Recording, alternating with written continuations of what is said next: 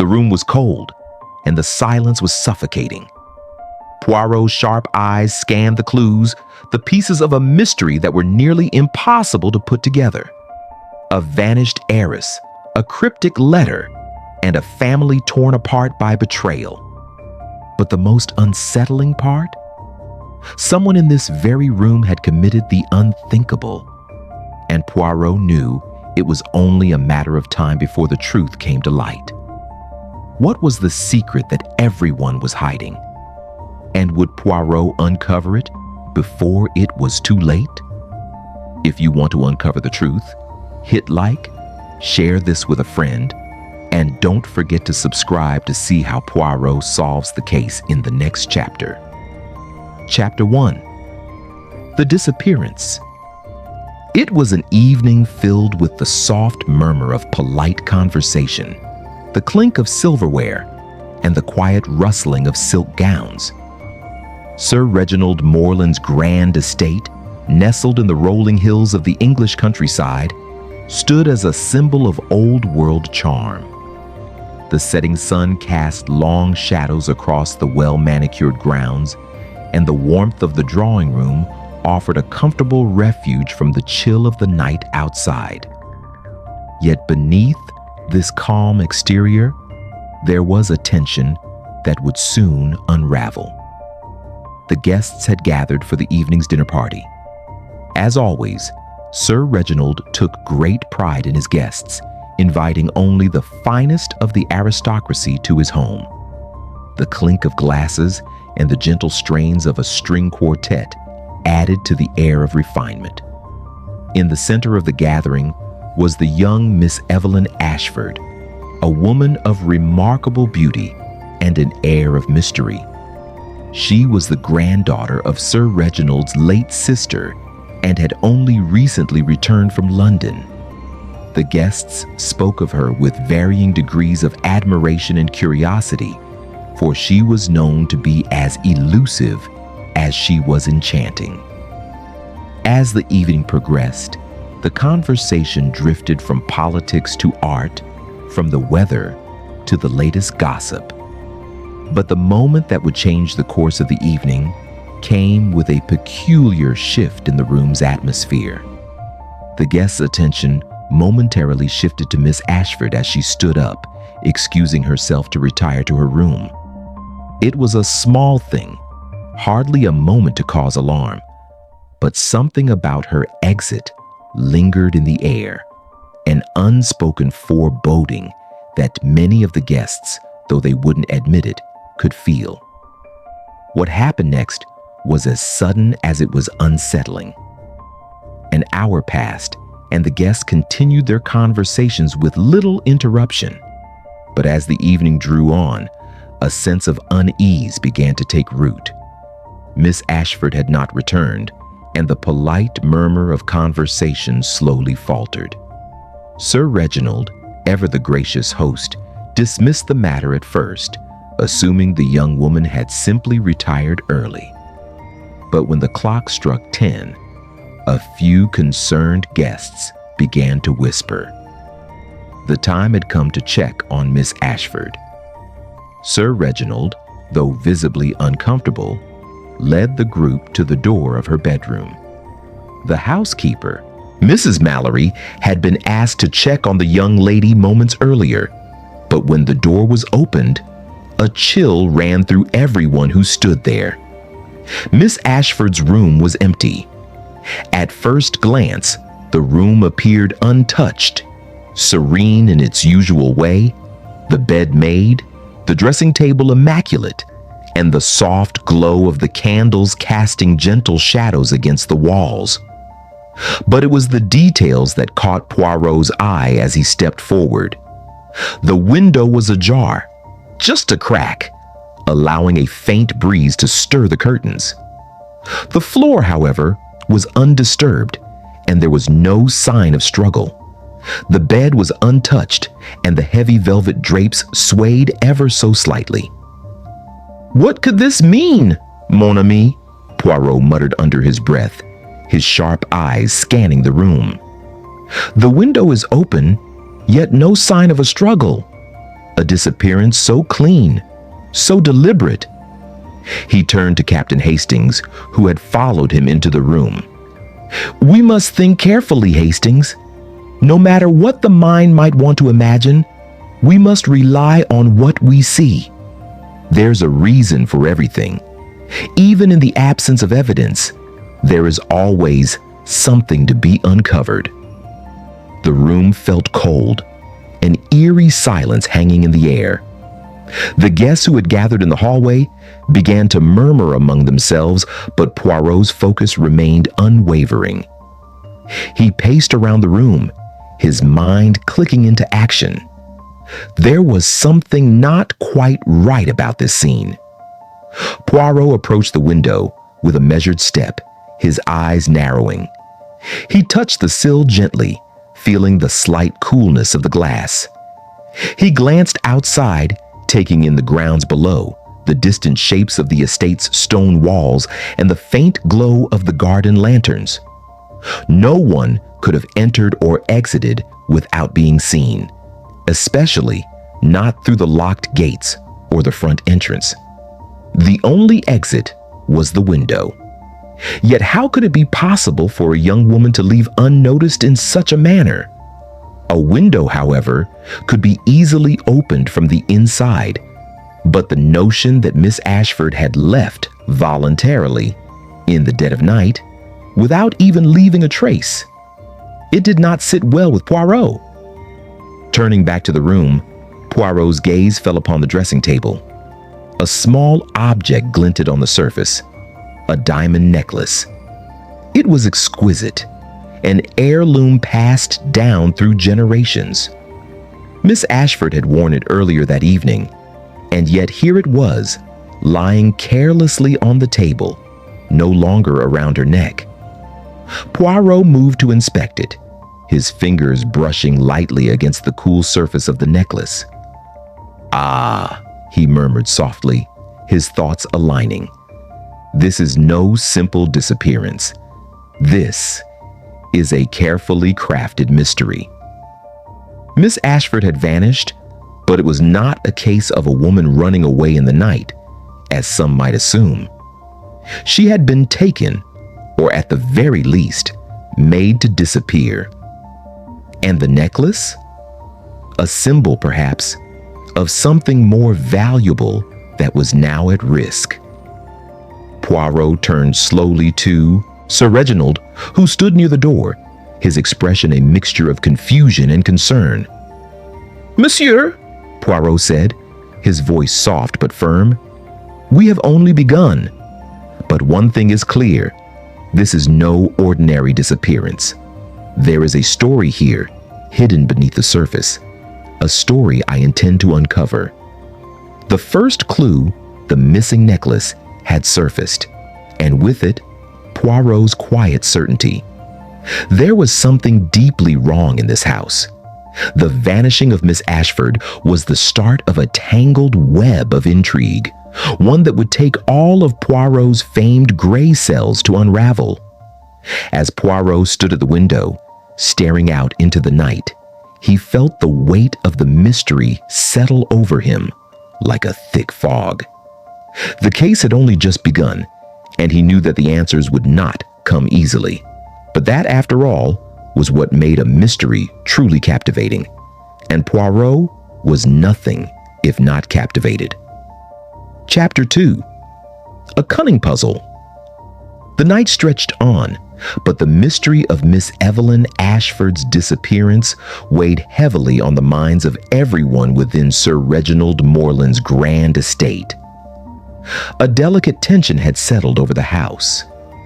The sounds of quiet footsteps echoed down the long corridors, and the faint murmurs of servants gathering in hushed conversation could be heard from behind closed doors. Poirot, with his ever-watchful eyes, had already begun to piece together fragments of the puzzle, though the path ahead was anything but clear. It was late, well past midnight, when Poirot found himself sitting alone in the library, the soft glow of the gas lamps casting long shadows against the high-backed chairs and walls of leather-bound books. The room was quiet, save for the occasional rustling of paper as Poirot leafed through a few scattered documents on the desk. He had requested a few items from the staff earlier in the evening: old letters, papers, and accounts, anything that might give him insight into the life of Miss Ashford and the people she associated with. Hastings entered quietly, his face drawn with exhaustion, but there was something in his eyes, a spark of determination perhaps, or simply the frustration of being unable to piece the puzzle together as Poirot could. "Any new developments, mon ami?" Hastings asked, though his voice lacked the confidence it normally held. Poirot did not look up immediately. His fingers paused on the edge of the papers before he answered, his voice low and thoughtful. "The case? It grows more complex with each passing moment. There is something hidden beneath the surface. Miss Ashford's disappearance is not as simple as it appears. There are too many questions, too many subtle things that do not add up." Hastings crossed the room and sat down across from Poirot, his face filled with curiosity. "What do you mean?" Poirot leaned back slightly, folding his hands together.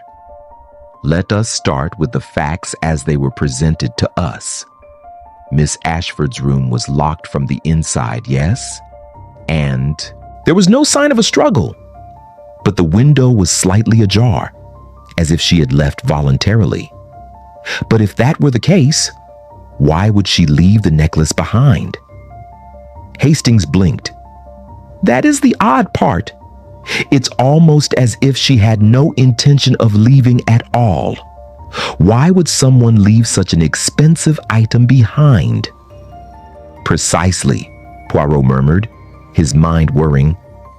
"A person in her position would not simply leave such a valuable piece of jewelry behind, unless—" He trailed off, his expression becoming pensive. "Unless it was part of the plan. Yes, Hastings, I believe that this is no ordinary disappearance. It is an act of deliberate misdirection."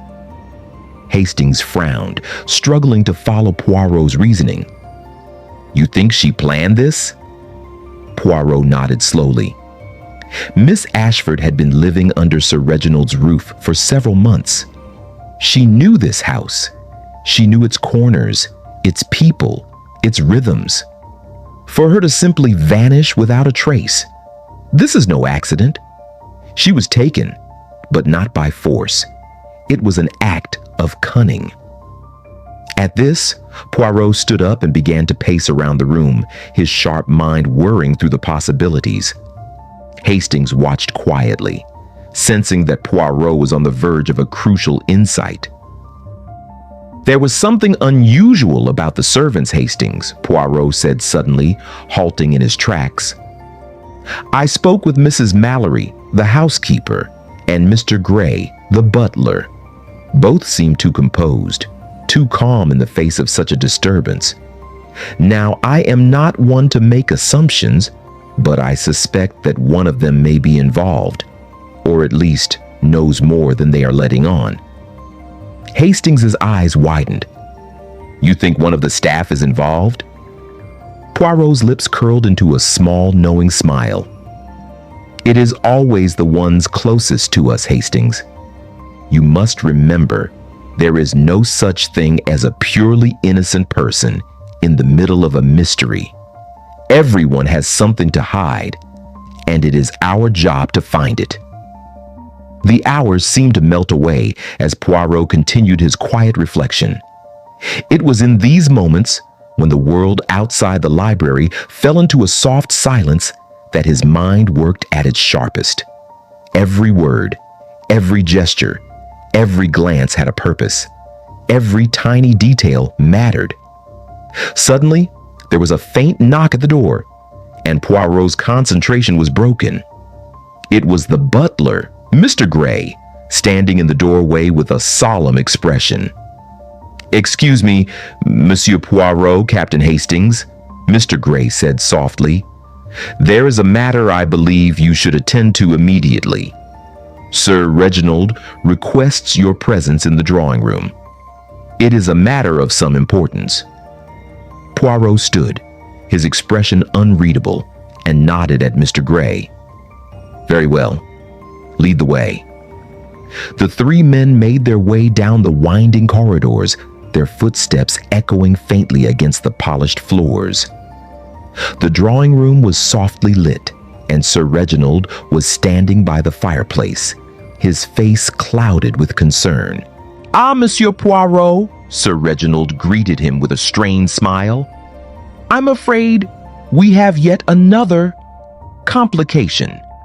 Mrs. Mallory has just informed me that Miss Ashford's personal belongings have gone missing as well. Her letters, her private diary, even some of her clothing." Poirot raised an eyebrow. "This is most intriguing," he said, his voice calm yet tinged with curiosity. "You mean to say that Miss Ashford's belongings have disappeared along with her? That is no coincidence." Sir Reginald nodded grimly. "It would seem so. I find it impossible to believe she left of her own accord." Poirot's eyes glimmered as he turned to face the others. "I am of the same opinion, monsieur. There is more to this story than what we have seen so far. Miss Ashford has not disappeared by chance. Someone has orchestrated this. Someone who is very clever indeed." The tension in the room grew thicker as Poirot's words sank in. The missing letters and belongings were the final piece of the puzzle, confirming that Miss Ashford's disappearance was no accident. But who would benefit from her vanishing? Who stood to gain from such an elaborate scheme? Poirot's mind raced, piecing together the fragments of this strange and cunning puzzle. Each new detail, no matter how small, seemed to fit into the larger picture. He knew he was closer to the truth, but with every answer, more questions arose. As the clock ticked on, Poirot felt the first tendrils of certainty. Miss Ashford was not just a victim of a random crime. She was at the center of a complex web of deceit, and only by following the smallest of clues could he hope to uncover the truth. The game, as they say, was afoot. Chapter 3. The Clue in the Garden. The early morning light spilled softly over the grounds of Sir Reginald Moreland's estate, painting the perfectly manicured gardens in shades of soft amber and cool green. The estate, with its towering oaks and carefully tended flower beds, seemed untouched by the chaos that had unfolded within its walls just hours before. But Poirot knew better. The peaceful serenity of the morning only served as a thin veneer, masking the dark web of secrets that lay beneath. Poirot had always believed that the best clues were the ones that did not shout for attention. Those that were small, almost imperceptible, waiting to be uncovered by the patient observer. His mind was sharp as ever, his little gray cells already working tirelessly as he stood in the garden, his eyes scanning the lush expanse before him. The flowers swayed gently in the breeze, and the air was filled with the scent of fresh earth and dew. But Poirot's gaze was not on the beauty of the estate. It was on the path before him, a seemingly innocent stretch of gravel winding its way to a secluded corner of the property. Hastings, who had been quietly observing Poirot's movements, stepped forward, his voice low. "You're thinking there's something here, aren't you?" Poirot did not respond immediately. He simply stood still, his eyes tracing the ground as though listening to the very earth beneath his feet. Then, with a slow, deliberate motion, he bent down and picked up a small piece of fabric, that had been caught on a thorn. It was a rich, deep shade of purple, a color that seemed out of place in such an otherwise pristine garden. Poirot held the fabric in his hand for a moment, his expression unreadable. "This, mon ami, is no mere coincidence. This is the key, I believe, to understanding how Miss Ashford vanished." Hastings leaned in closer, studying the fabric with interest. But how does this fabric tie into everything? It could just be a piece of someone's clothing. Poirot's lips curled into a small, knowing smile. Ah, but that is precisely the point. This fabric is not a random scrap. It is from a garment worn by someone in the house, someone who may have been involved in Miss Ashford's disappearance. Poirot's mind raced as he considered the possibilities. The piece of fabric had been torn from something larger, something that had been in close proximity to Miss Ashford's room. It was too deliberate to be a simple accident, and Poirot's instincts told him that this clue held the answer to something far more significant. But who did the fabric belong to, and how did it end up here, in such a hidden part of the garden?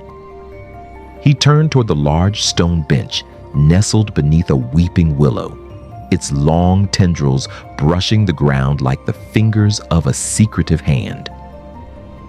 Let us continue, Hastings. I believe the next step lies within that little shed by the garden wall. The shed was small, almost unnoticed by the casual visitor. It had always been used to store garden tools and spare items, but to Poirot, it represented something far more important. The key to solving the case lay in the smallest of details, and the shed was part of the puzzle.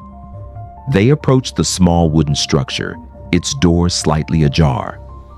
Poirot paused, taking in the surroundings. The air was still, the silence thick and heavy. He pushed open the door with a gentle creak and stepped inside, his sharp eyes scanning every corner of the dimly lit space. The shed was cluttered with gardening tools, sacks of fertilizer, and old crates. But Poirot was not concerned with the obvious. His gaze fell upon a small pile of old newspapers and rags in the far corner of the room. He approached it slowly, his eyes narrowing. There, tucked away underneath the heap, was another clue, an old leather glove stained with a small dark patch.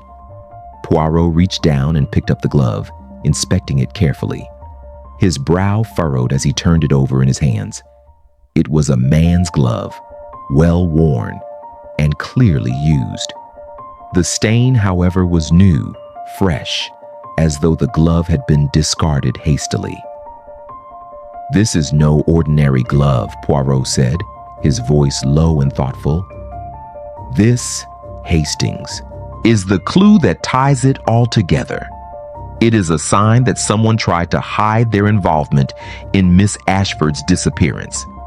And perhaps it is the key to uncovering who that someone truly is." Hastings looked from the glove to Poirot, his expression a mixture of curiosity and confusion. But who would have left this here, and why? Poirot's eyes gleamed with a mixture of excitement and satisfaction. That, mon ami, is the question we must answer. But I believe we are getting closer. The fabric in the glove had opened a door in Poirot's mind, a door that led him down a path he had long suspected, but had yet to fully see. Miss Ashford's disappearance was no random act. It was part of a larger, far more calculated plan. Someone in this house was hiding something, and it was up to Poirot to uncover the truth. As Poirot carefully placed the glove into his pocket, he turned to Hastings, his voice quiet but resolute. "The game grows more complex, but the threads are beginning to weave together. We must be patient, Hastings, for in time, all will be revealed." The garden, though peaceful and serene, had become a backdrop to a much darker story. The clues were coming to light, and Poirot could feel the tension rising with every passing moment. He could sense the presence of the unseen murderer, the one who had orchestrated Miss Ashford's disappearance so cleverly, so quietly. But Poirot knew that the truth was there, hidden in plain sight. All it required was the right observer to uncover it. As they left the shed, Poirot paused at the threshold, gazing out over the garden once more. The morning light bathed everything in a golden glow, yet Poirot could not shake the feeling that something was terribly wrong. Someone had carefully crafted this illusion of a peaceful escape, and only by peeling back the layers would the true story emerge. With the pieces of the puzzle slowly falling into place, Poirot knew that he was on the cusp of something far greater than just a simple disappearance. The mystery of Miss Ashford was no longer just a puzzle. It was a battle of wits, a contest of strategy, and only Poirot's keen intellect could solve it. "Let us continue, Hastings," Poirot said, his voice soft but filled with determination. The truth awaits. Chapter 4. The puzzle deepens. The morning hours had slipped away unnoticed as Poirot continued to reflect on the puzzle that lay before him. The estate, though seemingly tranquil, felt like a quiet battlefield. Everywhere Poirot looked, he could sense the unspoken tension that hung in the air, like a heavy fog. His mind raced with possibilities, each clue leading him further down a winding path. And yet, the end remained frustratingly out of reach. It was late afternoon when Poirot found himself standing once more in the grand drawing room, the place where the evening's mystery had begun. The house had settled into an uneasy calm, the quiet punctuated only by the occasional clink of teacups or the shuffle of servants' feet on the marble floors. The guests had long since departed, leaving behind only whispered speculation and unanswered questions. But Poirot was not deterred. He was not one to be easily swayed by appearances. Beneath the surface of this seemingly perfect house, there was something, someone, that held the key to the mystery. Hastings, ever loyal and ever the skeptic, had not yet fully grasped the magnitude of the situation. He sat at a small table near the window, flipping through a set of notes Poirot had gathered over the past few days. His brow furrowed, but there was a clear sense of frustration in his eyes. "Poirot, I just don't see it. What are we missing? The clues seem to be scattered everywhere, but they don't seem to connect. Fabric from a glove, a missing necklace. It's all too vague." Poirot, with his usual calm demeanor, approached his friend and placed a reassuring hand on his shoulder. "Ah, Hastings, you see the pieces, but you fail to see the picture. Sometimes, mon ami, we must look beyond the obvious. What is not there is just as important as what is. We must understand the motives, the relationships, the unspoken truths that tie all these clues together." Hastings stared at him for a moment, uncertainty in his eyes, before nodding slowly. "So, what do we do next?" Poirot's gaze shifted to the far side of the room, where Sir Reginald had been pacing earlier. The man seemed more restless by the day, his anxiety creeping into every word, every gesture. Poirot's eyes narrowed ever so slightly. He had noticed something earlier that he had not yet discussed with anyone: Sir Reginald's financial troubles. The butler, Mr. Gray, had spoken casually about Sir Reginald's business dealings, but it had been enough to plant a seed of suspicion in Poirot's mind. Something about the man's behavior did not match the image of a host concerned only with his guests' welfare. Poirot had sensed a deeper, darker concern hidden behind his gentlemanly facade. Poirot turned to Hastings, his expression serious. "We must visit Sir Reginald's study, mon ami. It is there that we will find the next piece of the puzzle." The study, with its dark wood paneling and rows of old leather-bound books, was a stark contrast to the light and airy drawing room.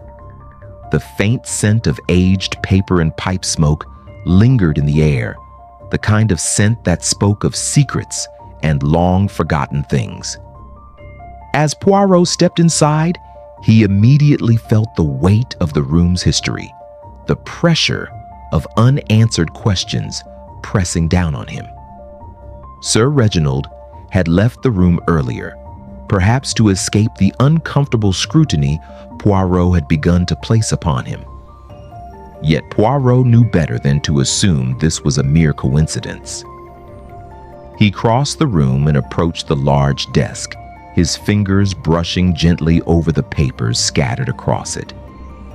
He could sense that Sir Reginald had been attempting to hide something he hoped would remain buried. Hastings stood by the window, looking out over the estate grounds. "There's something strange about Sir Reginald," he remarked. "He's been acting odd since the evening Miss Ashford disappeared." Poirot gave a slight nod but did not speak. His sharp eyes scanned the desk, taking in every detail. Then his gaze fell upon a small ledger hidden beneath a pile of correspondence. It was tucked away in a corner, almost as though it had been deliberately overlooked. Poirot's fingers slid the book out from its hiding place, his mind already racing ahead. He opened the ledger slowly, turning the fragile pages with care. It was filled with account numbers, financial entries, and the names of various associates. The list seemed innocuous at first, until Poirot's eyes landed on one particular entry. A name stood out like a flashing red light: Emerson and Shaw, Import-Export. The company was listed multiple times, and the amounts involved were substantial, far more than what one would expect from routine business dealings. Poirot felt a flicker of recognition stir within him. Emerson and Shaw was known for being a front for various illicit activities, including smuggling and underground trade. Poirot's pulse quickened as he turned the pages further. There, buried within the financial statements, was a significant payment made to an unknown account. The amounts were substantial enough to suggest that Sir Reginald had been involved in something far more dangerous than mere business deals. "This," Poirot said quietly, as he closed the ledger with deliberate precision, "is the reason for the tension in this house. Sir Reginald's troubles run far deeper than we had imagined." Hastings stepped closer, looking at the ledger with interest. "So, you think Miss Ashford's disappearance is connected to these dealings?" Poirot nodded. "Without a doubt, mon ami. Miss Ashford must have discovered something about Sir Reginald's financial troubles. She was far more perceptive than anyone realized. She would have known, and she would have acted accordingly." The two men fell into a contemplative silence as Poirot glanced around the study once more. The walls seemed to close in on him, as if the very room was holding its breath, waiting for the next move. Poirot's mind raced, piecing together the scattered fragments of the puzzle. The missing necklace, the fabric, the glove, and now Sir Reginald's hidden business dealings. Each piece of the puzzle was leading him toward the same conclusion. It was a game of deception, one played by those closest to Miss Ashford. But who was the mastermind? Who stood to gain the most from her disappearance? Poirot turned to Hastings, his voice steady but filled with quiet resolve. We have learned much today, Hastings, but the story is not yet finished. There are more questions, more secrets waiting to be uncovered. But I believe we are on the right track. As the sun began to set, casting long shadows across the study, Poirot felt a growing certainty. The pieces of the puzzle were beginning to fall into place, but the final image remained just out of reach. Every moment was leading him closer to the truth, and with each passing hour, Poirot knew that he would soon reveal the face of the one who had orchestrated Miss Ashford's disappearance. But for now, patience was key. "Come, Hastings," Poirot said softly. "There is more to do, and this mystery, though it has grown ever more complex, will not remain hidden forever." Chapter 5. A Man of Doubt. The estate was quiet once more, its stately walls and well-manicured grounds betraying none of the turmoil that had unfolded behind closed doors. The sun had set, casting long shadows over the sprawling gardens, and the air had begun to cool, carrying with it the promise of evening mist. But inside the grand manor, an air of unease hung thick, as though the house itself were holding its breath, waiting for the next revelation. Poirot sat in the library once again, a warm fire crackling softly in the hearth. The flames flickered and danced, casting an orange glow over the room's polished furniture and the old, leather-bound books that lined the walls. Outside, the wind began to pick up, rustling the branches of the trees and carrying with it the soft whispers of a night not yet fully begun. Hastings stood by the window, staring out into the darkened grounds. His brow was furrowed, his mind still churning with the evidence they had uncovered. He had always trusted Poirot's instincts, but even he had to admit that the case was growing more convoluted by the hour. "Poirot," Hastings said softly, breaking the silence. "I can't help but feel like we're missing something. There's so much happening, yet the answers still seem just beyond reach. What is it that we're not seeing?"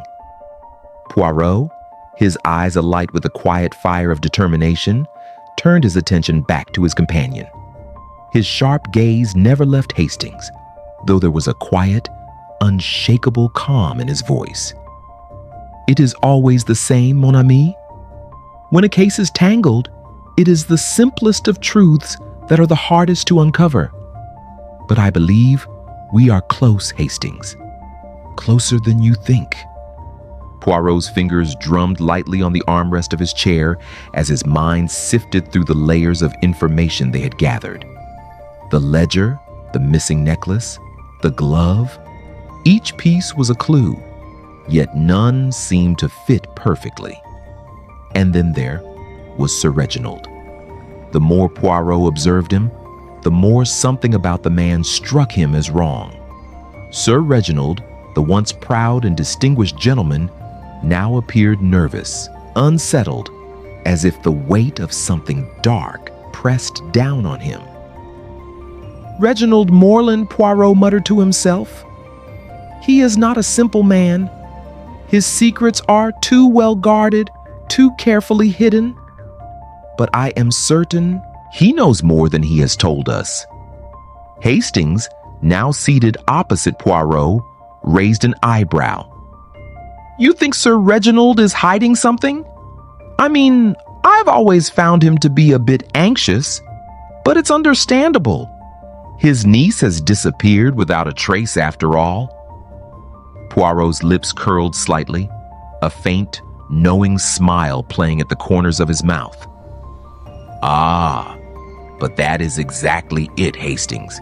His anxiety is not just because of Miss Ashford's disappearance. No, there is something else. Something that has been troubling him long before the events of this evening." He leaned forward, his voice growing softer, more focused. Sir Reginald's financial dealings are but a small part of the story. I have looked closely, Hastings, and I believe that his involvement in the disappearance of Miss Ashford runs much deeper than we've suspected. Poirot stood and walked across the room, his eyes lingering on the window as he stared out into the gathering night. The estate, the people, the clues. It was all starting to come together in his mind like pieces of an intricate puzzle. The pieces were still scattered, but the edges were forming, and Poirot's mind was beginning to draw the connections he had been searching for. "Tomorrow," Poirot said quietly, almost to himself. "Tomorrow we shall visit Sir Reginald. He must have answers. Answers he is trying so desperately to keep hidden." Hastings looked up, concern in his eyes. "You think he's involved, don't you?"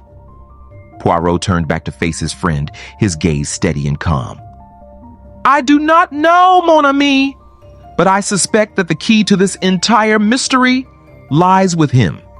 The motives, the actions, they all point towards Sir Reginald." Later that evening, Poirot and Hastings found themselves seated across from Sir Reginald in the grand dining room, a place where once cheerful conversation had flowed freely. The air now seemed thick with tension, the clinking of silverware and the rustle of fine china the only sounds breaking the heavy silence. Sir Reginald, his face pale and drawn, sat rigidly at the head of the table. His eyes were weary, as though he had not slept in days, and his hands trembled slightly as they rested on the tablecloth. Poirot observed him carefully, noting the subtle signs of stress, sweat on his brow, his fingers clenching around his glass of water, the way his gaze darted about the room. Poirot spoke first, his voice calm but unwavering. "Monsieur Moreland, I must ask you once more, where is Miss Ashford?" Sir Reginald's mouth tightened, and for a moment Poirot thought he might refuse to answer. But then, with a deep sigh, Sir Reginald spoke, his voice heavy with sorrow. "I don't know where she is, Poirot. I wish I could tell you more, but I simply don't know. She's gone, and I don't know what happened to her. I don't..." Poirot's eyes narrowed ever so slightly. "But you know more than you are letting on, monsieur. The truth is right before us, but you do not wish to reveal it." Sir Reginald's expression faltered. His eyes, for a fleeting moment, betrayed a hint of fear before he quickly regained his composure. Poirot continued, his voice gentle but insistent. "There is something in your past, something you are not telling us, something that links you to Miss Ashford's disappearance. What are you hiding, monsieur?"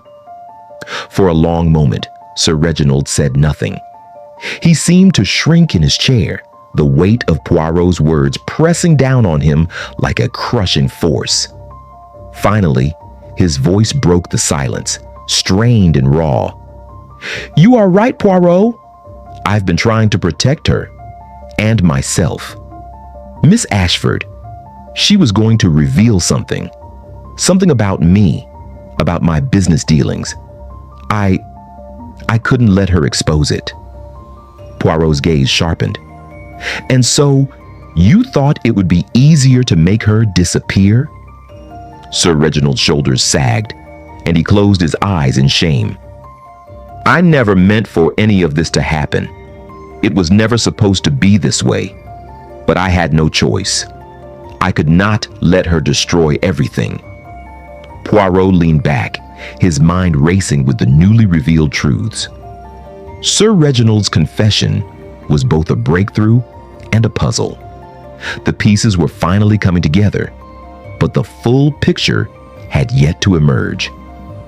Hastings, his voice filled with disbelief, asked what they were all wondering. "So, you're saying Miss Ashford knew something? She was going to expose you?"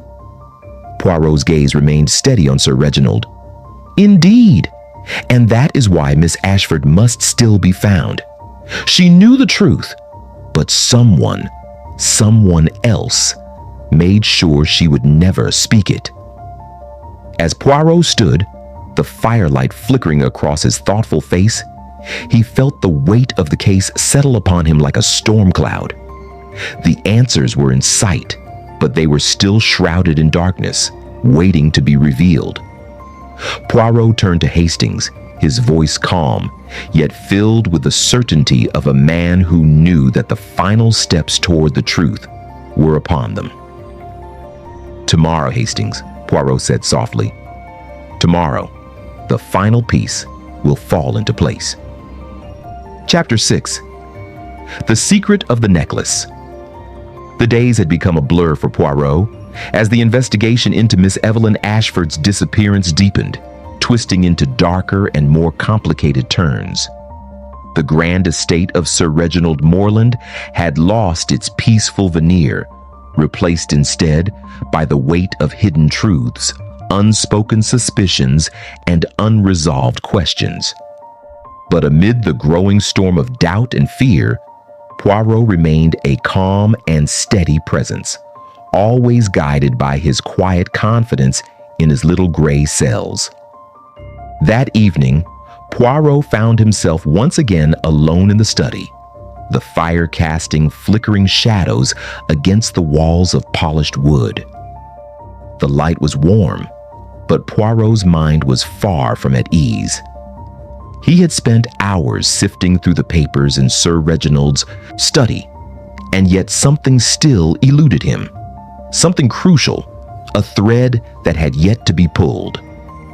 Hastings, as ever, had been by Poirot's side, but even he seemed overwhelmed by the case's complexity. The clues they had uncovered, the ledger, the glove, the fabric, had led them deeper into the maze, but the final answer still remained hidden from view. Poirot leaned back in his chair, staring into the fire, his fingers absent-mindedly tapping the edge of his glass. His thoughts were clear, but the pieces of the puzzle were scattered, each part offering more questions than answers. And yet, amidst the sea of uncertainty, one clue had continued to tug at his mind. The missing necklace. The diamond necklace, that exquisite piece of jewelry, had been the last thing Miss Ashford had worn before her disappearance. The one item that, in its absence, seemed to hold the key to the entire mystery. But why had Miss Ashford left it behind? Was it a simple oversight, or was it something far more deliberate? Poirot's thoughts were interrupted by a soft knock at the door. It was Mrs. Mallory, the housekeeper, her face as composed as ever, though there was a trace of nervousness in her eyes.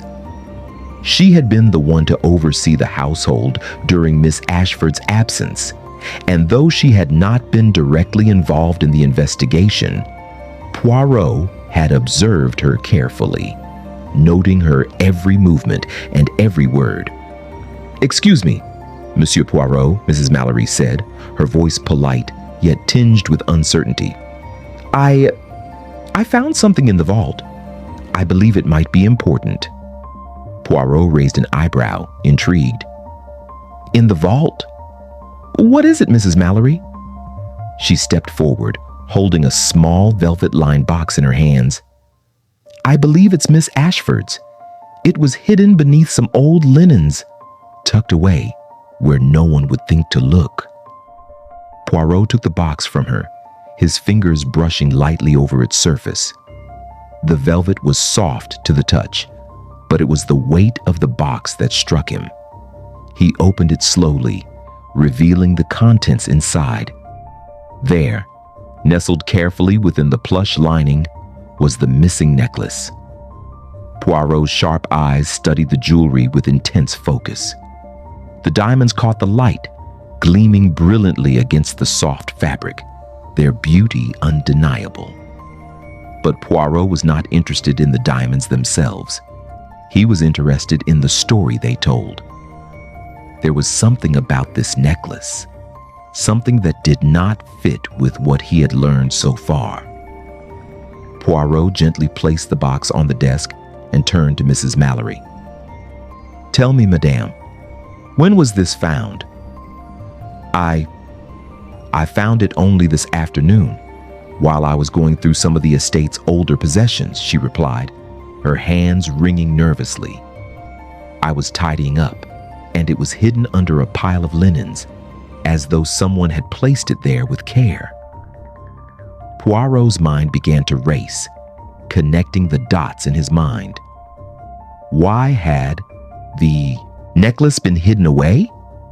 Who had placed it there, and why? The answer was simple enough, yet complex in its implications. "Miss Ashford did not simply leave this necklace behind," Poirot murmured softly.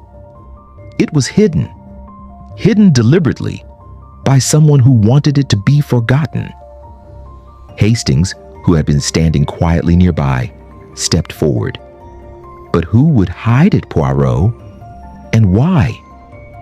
Poirot's gaze remained fixed on the necklace, his expression contemplative.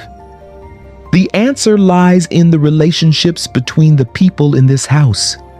Someone feared this necklace would be discovered, and whoever that person is, they did not want it to be found by Miss Ashford." He turned back to Mrs. Mallory, his voice growing softer. "Tell me, madam, what else did you find in the vault? Was there anything else out of the ordinary?" Mrs. Mallory hesitated for a moment, her gaze flicking nervously toward the door before she spoke. "There was a letter addressed to Miss Ashford, but it was never sent. It was tucked away behind some papers, as though it had been forgotten." Poirot's interest piqued. "May I see it?" With trembling hands, Mrs. Mallory retrieved the letter from her bag and handed it to Poirot. He took it carefully, unfolding the paper with delicate precision. The handwriting was elegant, but there was an urgency in the strokes, as though the writer had been anxious to get the words down quickly.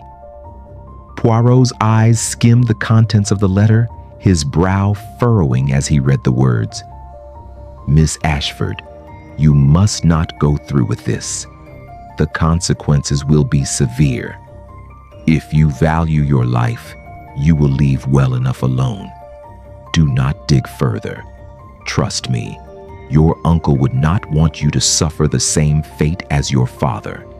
You have been warned." Poirot's grip tightened on the letter, his mind racing. The mention of Miss Ashford's father, the warning about digging further. This was no simple letter. It was a message of threat, a desperate plea for silence. Hastings stepped closer, his voice low. "What does it mean, Poirot? Who would send such a letter?" Poirot looked up slowly, his eyes sharp with clarity. "It means Miss Ashford knew something dangerous, and whoever wrote this letter feared she would expose it." He turned to Mrs. Mallory, his voice soft yet filled with a quiet intensity. "Madame, you have given us much to consider. Thank you for bringing this to my attention. But there is still much to uncover.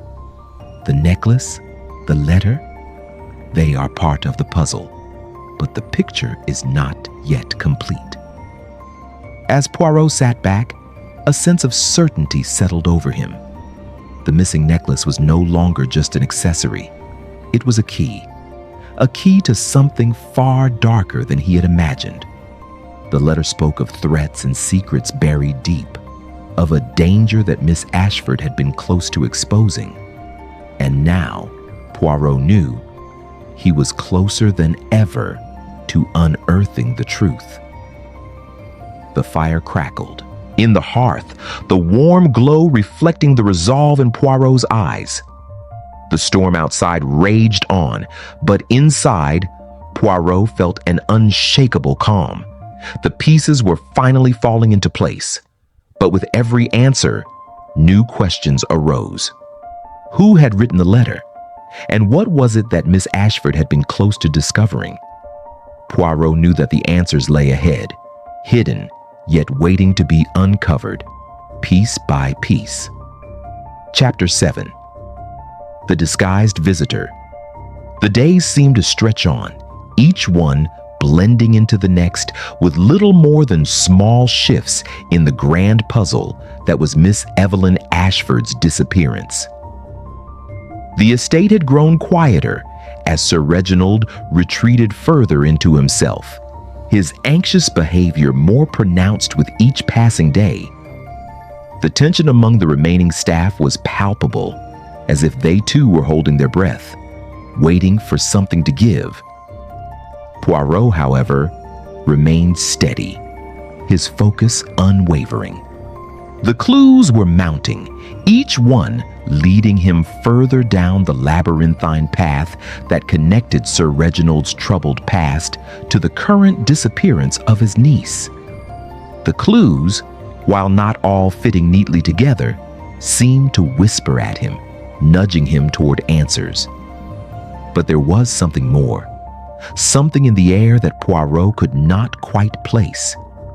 It was a subtle change, like the faintest rustle of leaves in a distant forest, but it was enough to make him pause.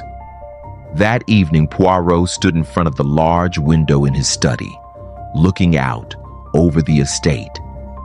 The cool night air had settled over the grounds, and the once bustling gardens were now eerily quiet.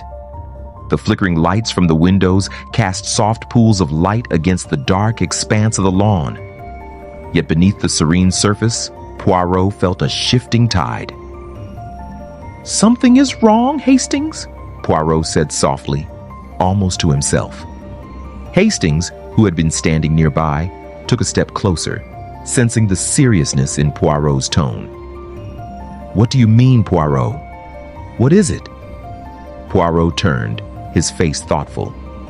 "There is a presence here, something hidden just beneath the surface. It is as though there is someone watching, someone who does not belong. I feel their shadow in this house, and it grows stronger with each passing moment." Hastings looked perplexed, but he knew better than to question Poirot's instincts. "You think someone else is involved?" Poirot gave a small, knowing smile. "Ah, Hastings, when all appears calm on the outside, it is often the sign that something far more dangerous is at work beneath the surface." Later that evening, Poirot's suspicions were confirmed, though not in the way he had expected. Mrs. Mallory, the ever-watchful housekeeper, came to him with a report of something strange. A visitor, a man who had been seen arriving at the estate under the cover of night. The man had come and gone without anyone being aware of his presence, slipping in like a shadow and leaving just as quietly. Mrs. Mallory had been the one to notice, her sharp eyes catching a glimpse of him through the side window as he made his way to the back door. "I believe he came under the guise of a delivery man," Mrs. Mallory said, her voice tense, her usual composure shaken. But something was odd about him. His manner, his walk, the way he glanced over his shoulder. He was not the type of man you would expect at this estate. Poirot's interest piqued. "You did not get a good look at his face?" Mrs. Mallory shook her head, but there was a trace of unease in her eyes. "No, Monsieur Poirot. It was dark, and he seemed to be wearing some sort of disguise. A hat pulled low, and his coat was drawn tightly around him. But I am certain of one thing. He was not one of our usual visitors, and he did not go through the front entrance." Poirot's mind was already racing. "This is important, Mrs. Mallory. The smallest of details can often turn the tide of a case." Poirot immediately began to make his inquiries, quietly slipping into the background, observing the household staff and speaking with those who might know more. It wasn't long before Poirot's investigation led him to the stables, an area of the estate that few would consider suspicious. But Poirot had learned long ago that it was the places people overlooked that often contained the answers. As Poirot stepped into the stables, the dim light from a single lantern illuminated the rows of neatly kept equipment and tools. The smell of hay and fresh straw filled the air, but Poirot was not focused on the surroundings. His eyes were fixed on a small but telling detail: a pair of muddy footprints near the back door, leading out to a side path that disappeared into the darkness of the woods. Poirot crouched down, examining the print carefully. It was fresh, the mud still soft, the edges crisp. This was the same man. There could be no mistake. The visitor, Poirot murmured to himself. He came from here. Hastings, who had followed quietly behind, now stepped forward. But Poirot, how do you know he went this way? He could have simply walked out of the estate. Poirot glanced up, his face calm, but with an intensity that was unmistakable. You must understand, mon ami, a man does not enter a house in such a manner without purpose. This man is careful, methodical. He chose the back door, the less traveled path, likely hoping to remain unnoticed. But he left traces that we can follow. Poirot stood, straightening his jacket, and his voice grew quieter, more focused. We must find this man, Hastings, for I am certain that he is the key to unlocking the mystery of Miss Ashford's disappearance. As the evening wore on, Poirot's investigation took him deeper into the estate, into areas that had been overlooked by everyone else. His sharp eye caught sight of the smallest clues: an unfamiliar trail of footprints, the creak of a door left slightly ajar, a piece of discarded fabric that did not belong to anyone in the household. Each discovery, though subtle, reinforced Poirot's growing certainty. Someone had infiltrated the estate, someone who was connected to Miss Ashford's disappearance. The hours grew late, and Poirot found himself at the back of the estate, near the tree line where the path led into the forest. The moonlight cast pale shadows across the landscape, and for a moment, Poirot stood still, listening to the night. The wind rustled through the trees, but otherwise, all was silent. The air felt heavy, like the calm before a storm. Hastings stood beside him, his eyes scanning the darkness. "What are you thinking, Poirot?" Poirot's voice was quiet but resolute. "I believe this visitor is no mere passerby.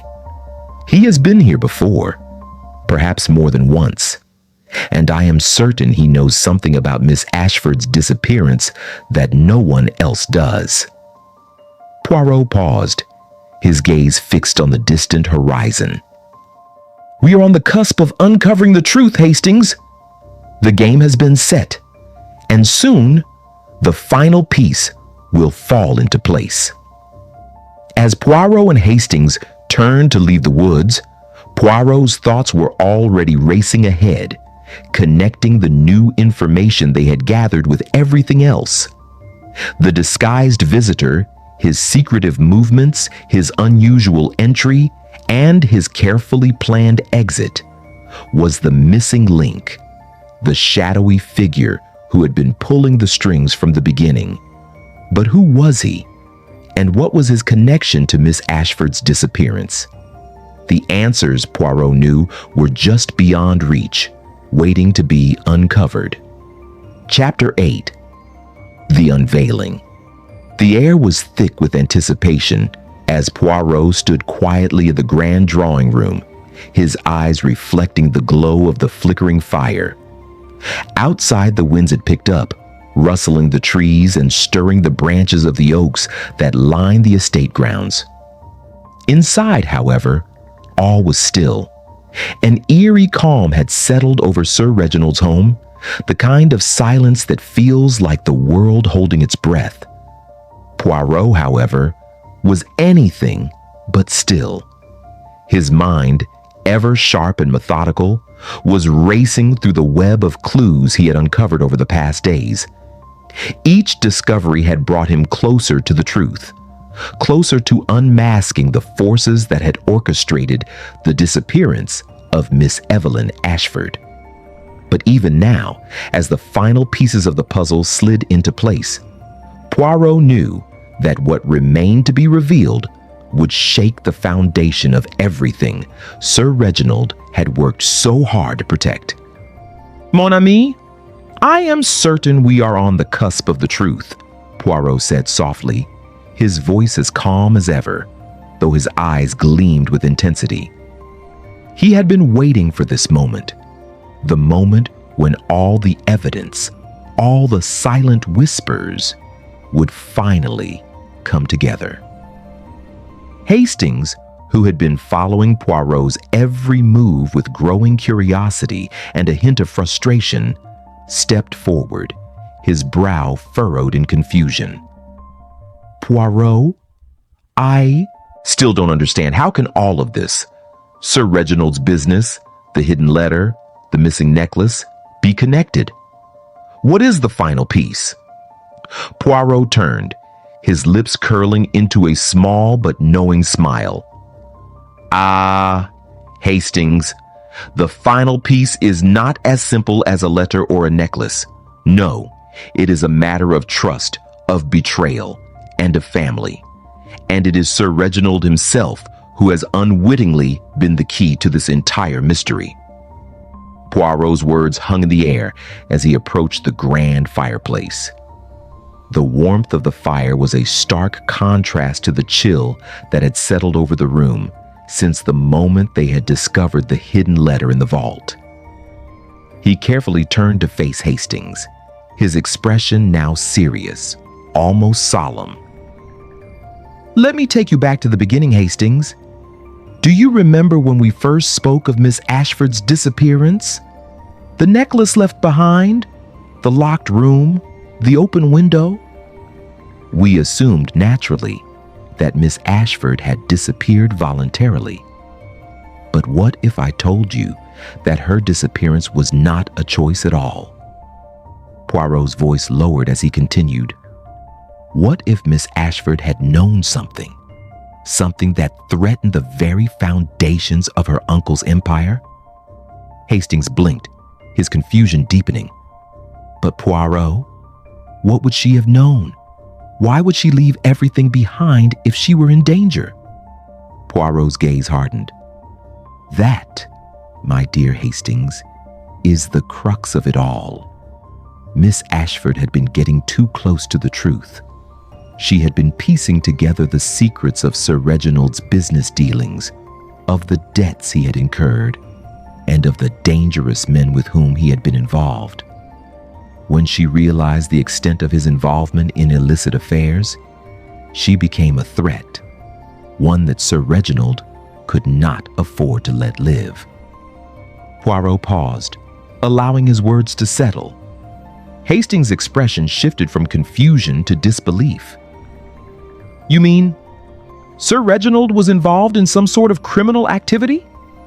Poirot nodded slowly, his eyes never leaving Hastings. "Indeed, but not just any criminal activity. Sir Reginald's dealings with the Emerson and Shaw Company were far darker than he let on. It was not simply a matter of business or finances, it was about power, control, and desperation. The man Miss Ashford had trusted, the man who was supposed to protect her, had been using her to cover his own mistakes." Poirot motioned to the chair across from him, and Hastings sat down, the weight of the revelation heavy in the air. Poirot's mind continued to work, turning over the new pieces of information that had come to light. The missing necklace, The warning letter, the strange visitor, all of it now made sense in a way it hadn't before. "But what about the disguised visitor?" Hastings asked, still trying to piece together the events. "How does he fit into all of this?" Poirot smiled gently, his voice soft but filled with purpose. Hastings, that is the final piece. The visitor was not a random person. He was part of the plan, but not in the way we initially thought. He was there to remove the evidence, to make sure Miss Ashford's disappearance remained a mystery that would not be solved until it was too late. He stood up, his hands clasped behind his back as he turned toward the window. You see, Miss Ashford had been collecting evidence.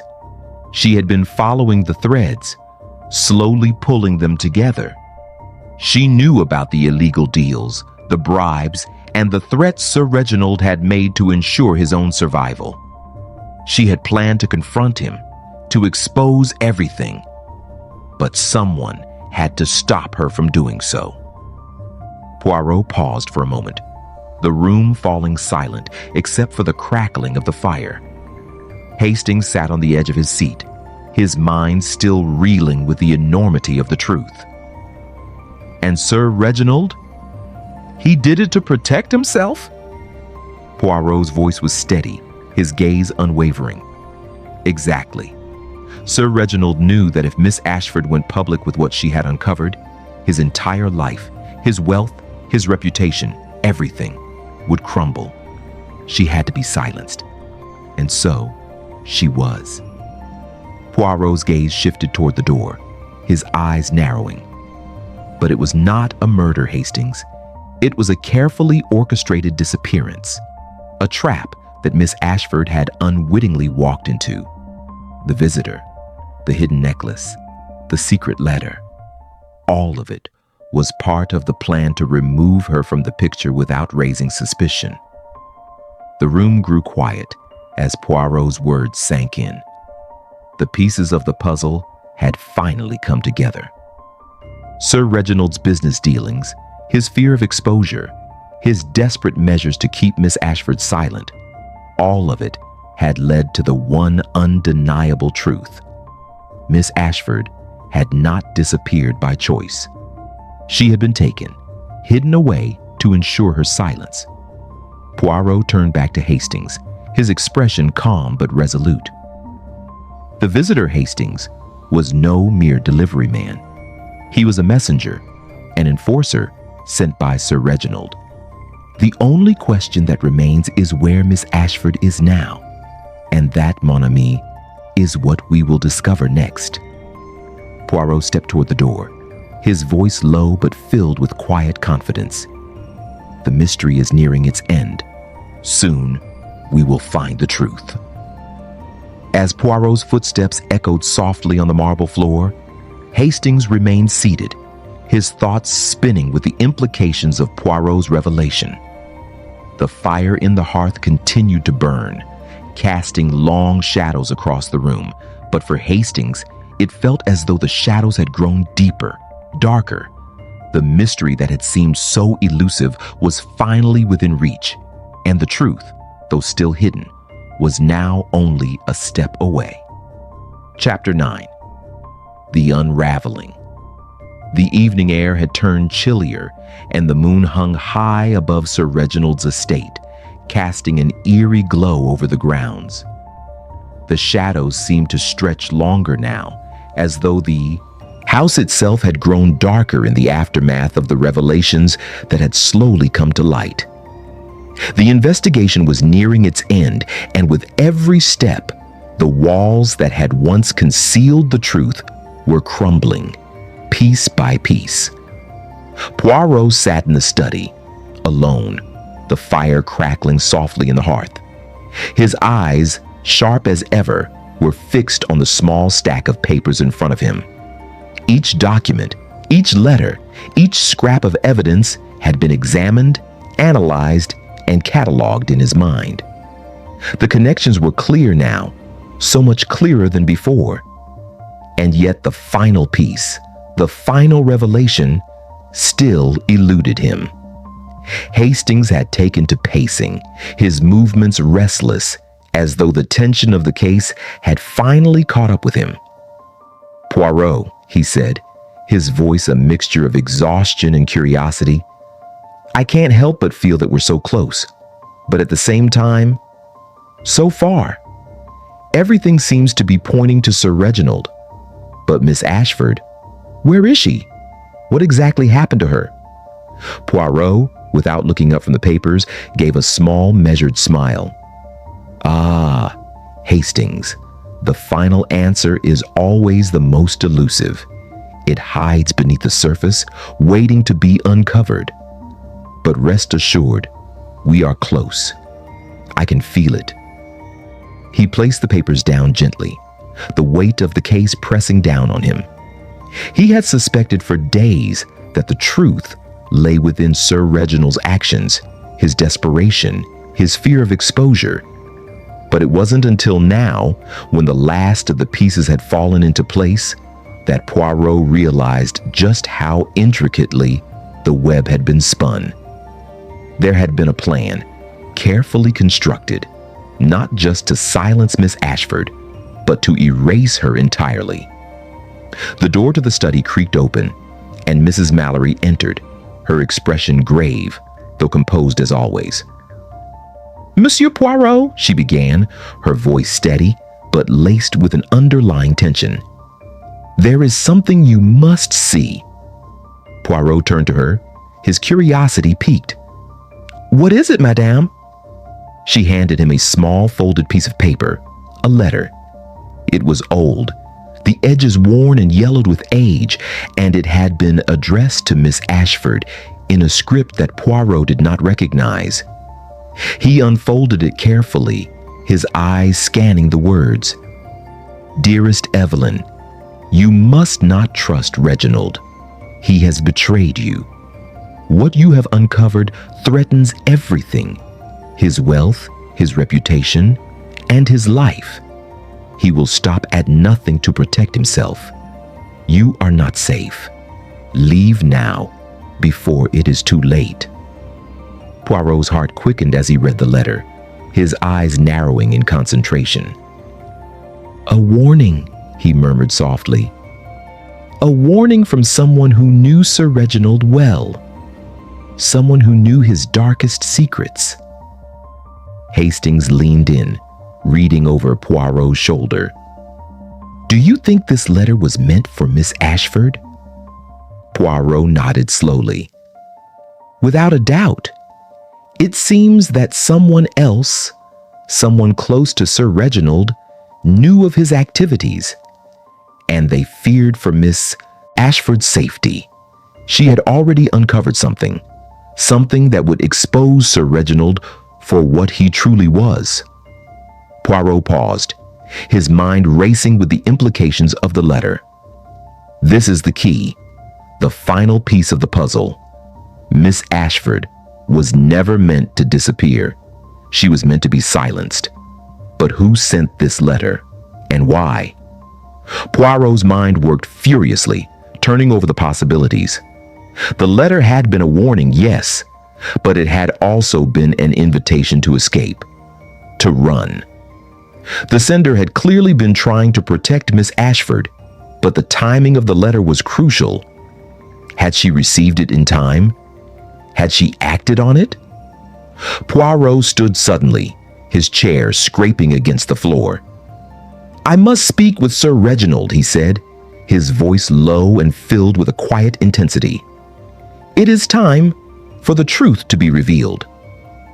Hastings looked at him, a mix of concern and anticipation in his eyes. "Are you sure, Poirot? Sir Reginald is the last person I would expect to confess anything willingly." Poirot smiled, a small, confident smile. "Ah, Hastings, a confession is not always spoken aloud. Sometimes it is in the smallest of actions, the faintest of gestures, that the truth comes to light."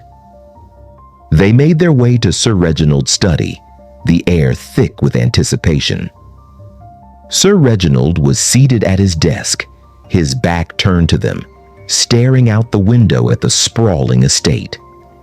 When he heard the door open, he did not turn, though his shoulders tensed slightly. "Poirot?" Sir Reginald's voice was weary, resigned. "I suppose you have come to finish your investigation. The truth is clear, is it not? Miss Ashford is gone, and with her, any hope I had of protecting what I've built." Poirot's gaze softened. "Monsieur, I do not wish to cause you further pain, but the truth cannot remain hidden forever." Sir Reginald turned slowly, his face pale and drawn, eyes shadowed with guilt. "You think I am responsible, and you are right. I was too careless, too afraid. I tried to keep her quiet, but she knew too much. I did what I had to do." Poirot's expression remained calm, his voice gentle but firm. "You did not simply silence her, Sir Reginald. You erased her. You made sure she would never speak of the truth, and you thought you could get away with it." Sir Reginald's gaze faltered, his hands shaking slightly as he clutched the edge of his desk. "I thought I could make it all go away. I thought if I made her disappear, if I removed the threat she posed, everything would return to normal. But I was wrong. And now, I've lost everything." Poirot stepped forward, his voice now a soft whisper, yet filled with the weight of the revelation. "Monsieur, Miss Ashford did not disappear without leaving a trace. She knew exactly what you had done, and she left behind a clue, something small but undeniable." Hastings watched, his breath caught in his throat as Poirot continued. "The letter you thought was destroyed, the warning you ignored, it was meant for Miss Ashford. She was prepared to expose you, but she didn't have the chance. Someone else ensured she would never get that opportunity." Sir Reginald's face twisted in a mix of sorrow and fear. "It wasn't supposed to be this way. I never wanted it to go this far." Poirot nodded solemnly. "No, monsieur, but it has. And now, we must uncover what happened to Miss Ashford. The truth, however painful, must be revealed. It is the only way for justice to be served." As the final pieces of the mystery fell into place, the room seemed to hold its breath, as though the walls themselves were waiting for the truth to emerge. Sir Reginald had confessed, but there was more to uncover, more to reveal about the depths of his betrayal. Poirot's eyes were filled with quiet determination. "The game is not yet over, Hastings. Miss Ashford may be gone, but the truth remains. And as long as there are clues to uncover, I will find them." The fire in the hearth crackled softly, its warmth contrasting with the cold weight of the truth that hung in the air. Poirot knew that the final chapter of this mystery was yet to be written. But as he stood there, the calm certainty of a man who had seen the darkness and the light, he knew that justice would prevail. And soon, the last secret of Sir Reginald's house would be exposed. Chapter 10. The Justice of Poirot. The estate was bathed in the soft light of early morning, the first rays of sunlight filtering through the grand windows of Sir Reginald Moreland's manor. The tension that had plagued the house for days now seemed to hang in the air like a heavy fog. But beneath the somber atmosphere, there was a quiet sense of inevitability. The truth had been unveiled, and the time for answers had arrived. Poirot sat in the grand drawing room, his back straight, his hands folded neatly before him on the polished surface of the table. The fire in the hearth had long since burned down to embers, but the warmth lingered in the room, wrapping around him like a comforting cloak. He gazed out the window, his eyes distant, as though the answers to this case were not just within reach, but already known. Hastings, standing across the room, had taken to pacing, his footsteps soft on the plush carpet. The mystery that had enveloped them all for so long now seemed to be finally reaching its conclusion. But even he could not shake the weight of the emotions it stirred. The pieces had fallen into place, yet the finality of the situation was both comforting and unsettling. "Poirot," Hastings said, his voice breaking the silence, "I still can't quite believe it. We've unraveled the mystery, but it doesn't feel like the victory we were expecting." Poirot turned to his companion, his eyes calm but filled with understanding. "Ah, Hastings," he said gently, his voice steady but filled with a quiet warmth. "It is never a simple matter, this work that we do. When a life is lost and another is marred by guilt, there is no true victory to be found. There is only justice. And that, my friend, is what we must seek." Hastings paused, absorbing Poirot's words. "But Sir Reginald, he's confessed. He admitted everything. It's over, isn't it?" Poirot's gaze softened as he nodded slowly. "Yes, Sir Reginald has confessed. He has given us the truth we sought. But we must not forget, Hastings, that justice is not just about words. It is about what follows them." The door to the drawing room creaked open, and Sir Reginald Moreland entered, his face pale and drawn.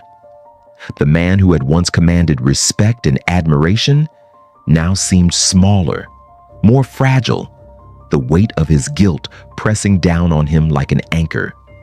His eyes were dark, haunted by the truth he had tried so desperately to hide. "I'm ready, Poirot," Sir Reginald said quietly, his voice hollow. "I've admitted to everything. I can't undo what I've done, but I will face whatever comes next." Poirot stood, his presence calm and steady. "Monsieur Moreland, you have confessed to the greatest crime, the silencing of your niece, Miss Ashford. You tried to erase her, but the truth, as always, has a way of surfacing. It has surfaced now, and we shall see what justice it brings." Sir Reginald bowed his head, a gesture of surrender, though it could not erase the torment in his eyes. "I never meant for it to go this far," he whispered.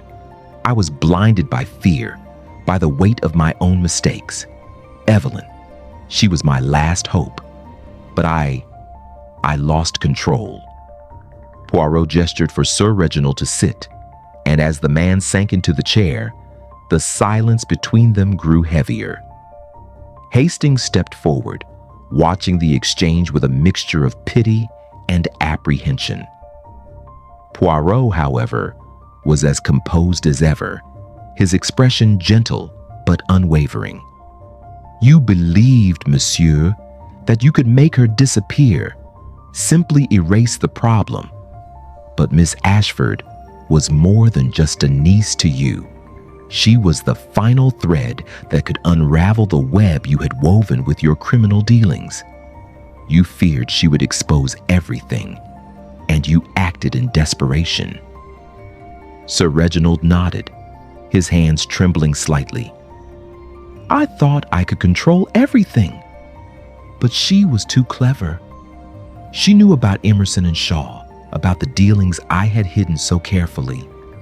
She was going to tell someone, and I couldn't let that happen, so He stopped, his voice choking with regret. "I took her away. I made her disappear." Poirot's eyes never wavered. "You thought you could destroy the evidence, but the truth has a way of surviving, monsieur. Miss Ashford may be gone, but her spirit remains in the truth she left behind. The letter, the necklace, the fabric, all of it was her defiance, her quiet rebellion. And it was that rebellion that brought you here." Poirot paused, his gaze now turning thoughtful. But there is something else, something we must address. You see, Monsieur Moreland, justice does not simply demand a confession. It demands action. It demands that those who wrong others face the consequences of their actions. The room seemed to grow stiller, the air heavier with each passing moment. Hastings, sensing that the time had come, stepped forward, his voice firm but gentle. Sir Reginald, you will have to answer for what you have done. The police will be notified, and you will face trial for your crimes. But you must know, this is not just about you. This is about the truth, and about Miss Ashford, who was lost but not forgotten. Poirot looked at Sir Reginald, his expression softening just slightly. Monsieur, I do not expect you to be absolved of your guilt. But I do expect you to understand that the price of your actions is not just measured in legal terms, it is measured in lives, in futures.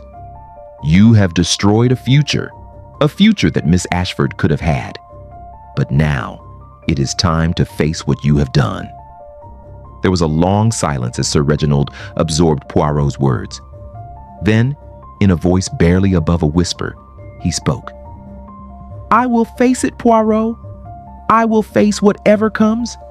I have no right to ask for forgiveness, but I can't run anymore. Poirot nodded, his expression one of quiet resolve. Then we shall proceed, monsieur. Justice must take its course. But know this, the truth has its own way of making itself known, and it will always win in the end. Later that day, the police arrived to formally take Sir Reginald into custody. The manor, once a place of opulence and pride, now seemed to reflect the weight of the man who had once ruled it. Sir Reginald was led away in silence, his head bowed in quiet acceptance. Poirot and Hastings stood at the window, watching as the man who had been the center of the storm was escorted into a police car, his future uncertain, but his guilt undeniable. Hastings turned to Poirot, a sense of finality settling over him. Is it truly over, Poirot? Have we done enough? Poirot smiled softly, his voice calm and reflective. Ah, Hastings, there's no true ending in any case, only the quiet resolution of truth. And that, my friend, is enough. As Poirot stood by the window, the weight of the case finally seemed to lift from his shoulders. The truth had been revealed, and though the outcome was somber, there was a sense of peace in knowing that justice had prevailed. The fire crackled softly behind him, the warmth of the hearth contrasting with the coolness of the evening air. And as Poirot turned away from the window, he felt that quiet satisfaction that only comes when a case is solved, not by force or by clever tricks, but by the simple and unyielding truth. The mystery of Miss Ashford's disappearance had been solved, and though the road to justice had been long, it had been worth every step.